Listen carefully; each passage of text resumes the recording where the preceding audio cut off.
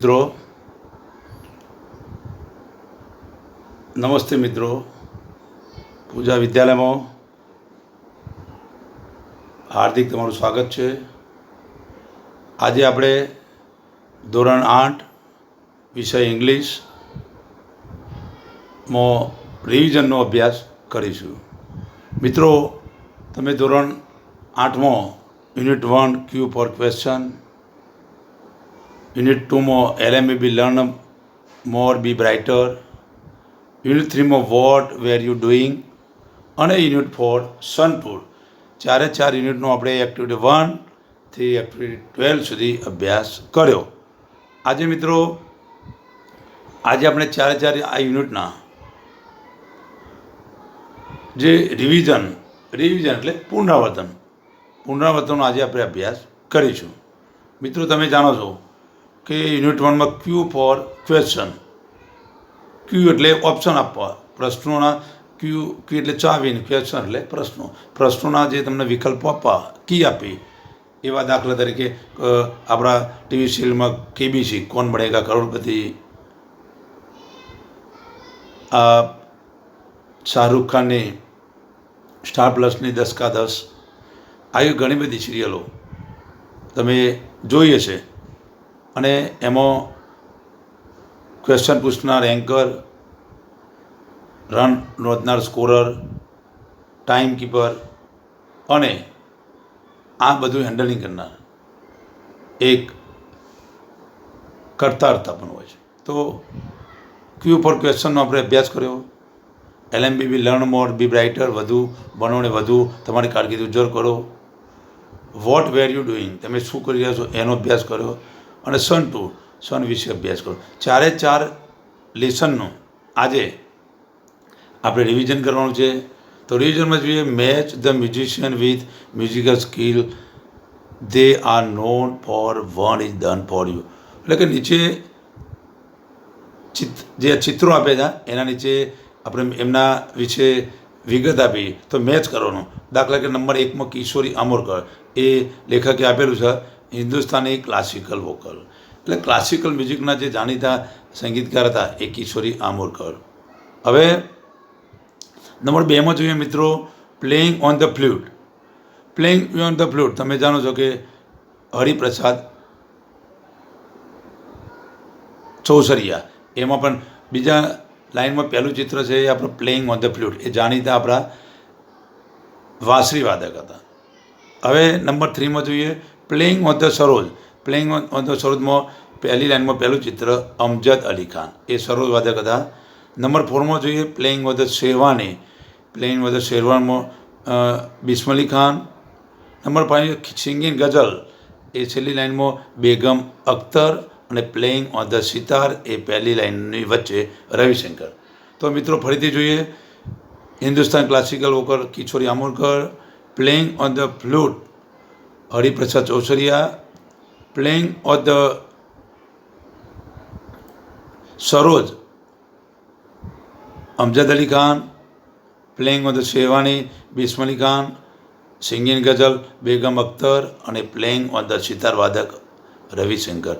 100 સંગીતકારના ચિત્રો પરના નીચેના વિગતો આપણે પૂરી દીધી. હવે મિત્રો નંબર 2માં જોઈએ find out the name of musical instrument hidden the grid. એટલે કે નીચે જે ફોર્મેટ આપ્યો એમાંથી આપણે આ મ્યુઝિકના સંગીતના નામ શોધી કાઢો. દાખલા કે નીચે જો છેલ્લી લાઇનમાં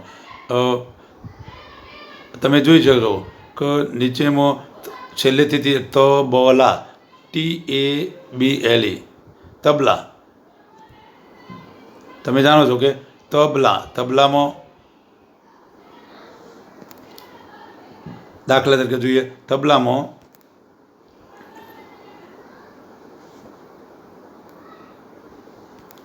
આપણે TABLA તબલા. બીજું જોઈએ દાખલા તરીકે વાયોલિન, તો જો VIOLIN.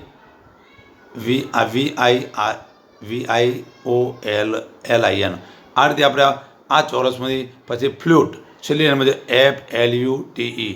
આવા તમે જોઈ શકો છો અને આ ચોરસમાંથી આપણે બનાવી શકીશું. હવે મિત્રો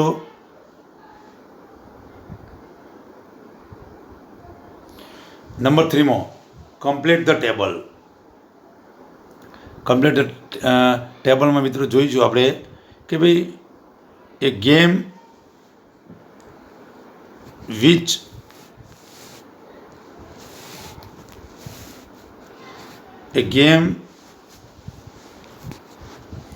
in which participant answer the question.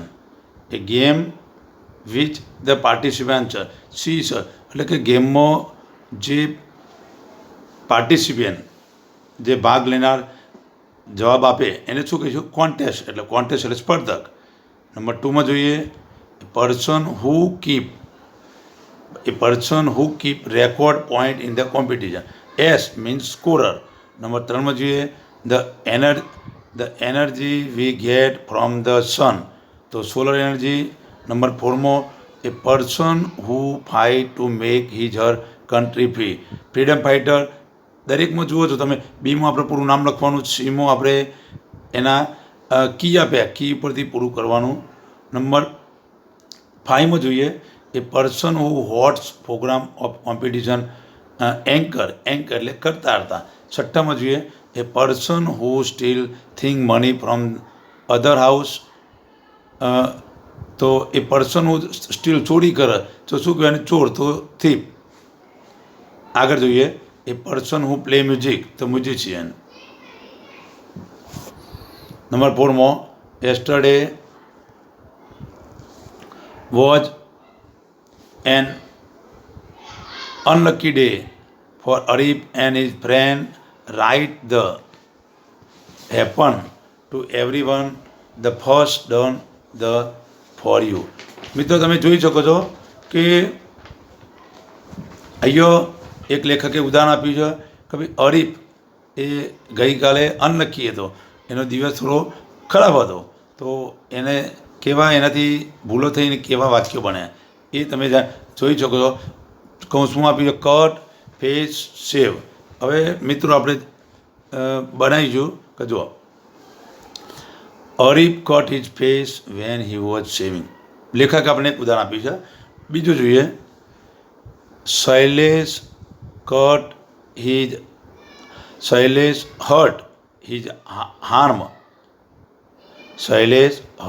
His arm when he was playing cricket. Number 3 જોઈશું રવિ એન્ડ દિશા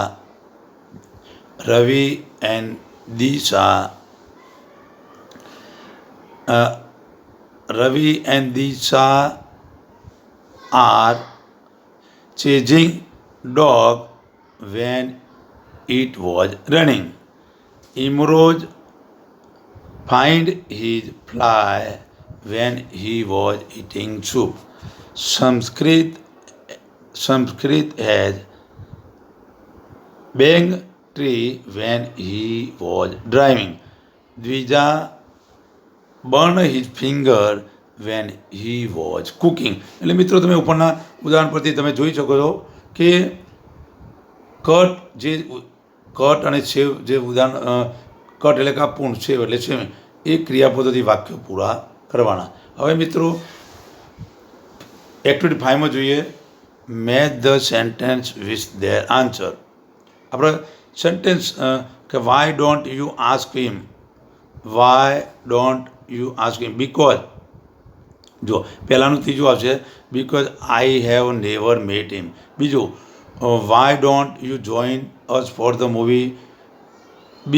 પહેલું લઈશું because I have seen it 100 time. ત્રીજું why are you sitting idle. Because છેલ્લું because I have finish my work.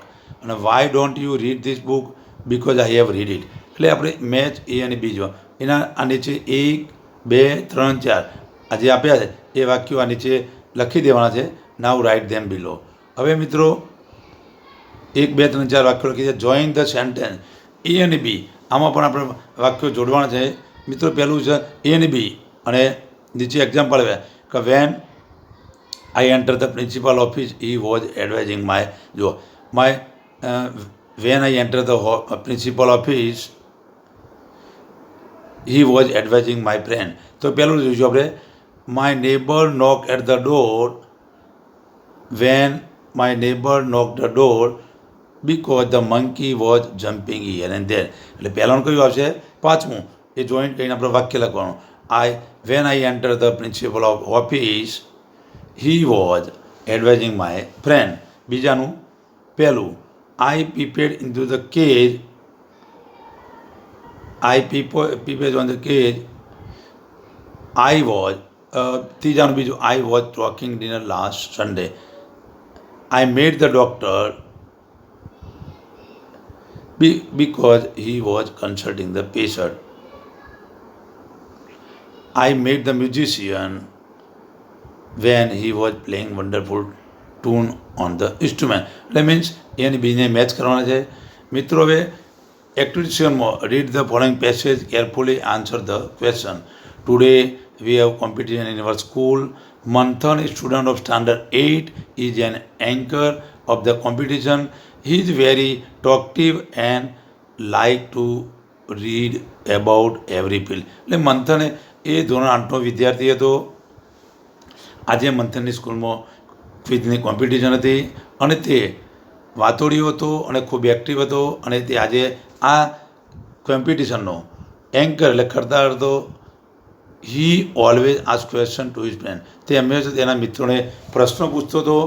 if they don't know the answer, they go their teachers and parents. એટલે કે જે લોકો પ્રશ્નનો જવાબ નથી આપતા તેઓને તેમના ટીચર અને પેરેન્ટ્સ મદદ કરતા. they search information on the internet. Internet માહિતી આપતા. thus they have quite good information about Gujarat as well as India. એટલે કે આ રીતે તો ગુજરાત અને ભારત વિશે માહિતી જાણીને પ્રશ્નો આપતા. they also have interesting information on various subjects. આ રીતે તેઓ જુદા જુદા વિષયોનો અભ્યાસ પણ કરાવતા. and today Manthan and his friend have arranged this competition for us. આજે મંથન અને તેના મિત્રોએ તેની શાળામાં કોમ્પિટિશનનો ક્વિઝ ફોર કોમ્પિટિશન એક પ્રોગ્રામનું આયોજન કર્યું છે. Where Manthan is going to ask question. Priya is a scorer. Manthan એ એન્કર છે, પ્રિયા સ્કોરર છે. And Hiren is the time keeper. હિરેને ટાઈમનો રેકોર્ડ રાખે છે. And I am the participant અને હું પાર્ટિસિપેટ ભાગ લેનાર સ્પર્ધક છું.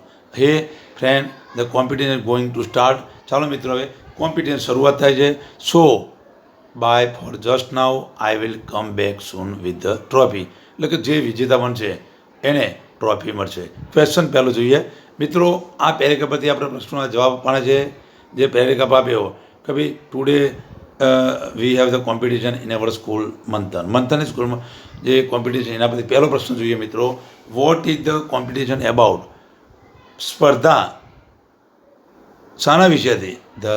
આપણે આવડતી લેવાનું. The competition is about quiz for question. Quiz competition હતી મિત્રો. બીજો પ્રશ્ન જોઈએ. Who will note the point in competition? કોણ પોઈન્ટ નોંધ્યું હતું? તો Priya will note the point in the competition. Find the opposite silent. Silent શબ્દનો ઓપોઝિટ કયો? સાયલેન્ટ એટલે એકદમ શાંત. તો આપણે કયો આપીએ છે? ટોકટિવ. સાયલેન્ટનો ઓપોઝિટ ટોકટિવ એટલે વાતોડિયો. Lead the competition held in your school. તમારી સ્કૂલમાં કઈ કઈ કોમ્પિટિશન યોજાય છે? અમારી સ્કૂલમાં ડ્રોઈંગ કોમ્પિટિશન, ગુડ રાઇટિંગ, અમારી સ્કૂલમાં ક્વિઝ કોમ્પિટિશન, ઇલોક્યુશન. આ સિવાય there are many competition in our school. Have you one any competition? Yes, I have one drawing competition in the first rank. If there is a quiz competition in your school, whom will you choose as an anchor and why? When my school arrange the quiz competition in my school, so JB sir will choose the anchor. Why? Because JB sir is very active and clever. He know the good knowledge for all subject and he leave all student and teacher very well. Number 8 માં જોઈએ. Quiz. If there is a quiz competition in your school and you are quiz master, how will you ask? Here the one table for to make question complete the dialogue. મિત્રો તમારી સ્કૂલમાં quiz competition ગોઠવી છે. આમાં place અને village town city આપી છે. એમાં તમારે પ્રશ્નો પૂછવાના. દાખલા કે સાયન્સ સિટી, એના ઓપ્શનમાં Vadodara, Ahmedabad, the sun temple, Modhera Rajkot, Girnar Somnath Junagadh, Vidhan Sabha ગૃહ અમદાવાદ ગાંધીનગર, મહાત્મા મંદિર ગાંધીનગર અમદાવાદ, અગિયારી સુરત ઉદવાડા. તો એ આપ્યું છે. જો યુ એટલે તમે વેર ઇઝ ધ સાયન્સ સિટી, તમે નેહાન પ્રશ્ન ઇઝ ઇટ ઇન અમદાવાદ યા વડોદરા? નેહા કહે અમદાવાદ, તો કે યુ આર રાઈટ. બીજો પ્રશ્ન પૂછ્યો where is the sun temple? Modhera યા રાજકોટ? યુ કહે છે રાજકોટ, તો you are wrong. Why? because the sun temple is situated in Modhera. Number 3, where is Girnar? Somnath, is it in Somnath or Junagadh? So the Girnar is situated in Junagadh. Yes, you are right. Where is the Vidhan Sabha Group? Is it in Ahmedabad or Vadodara? Vadodara. No, you are wrong. Vidhan Sabha Group is in Gandhinagar. Where is Mahatma Mandir? Is it in Gandhinagar, Ahmedabad? So, Gandhinagar. Yes, you are right. 11, Surat યા Udvada? Udvada, you are right. આગળ જોઈએ મિત્રો. આ રીતે તમારા પ્રશ્નોના જવાબોમાં લખવાના.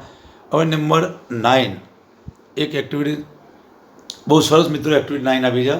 મંથન want to draw picture of rally which was held by his school on No Plastic Day.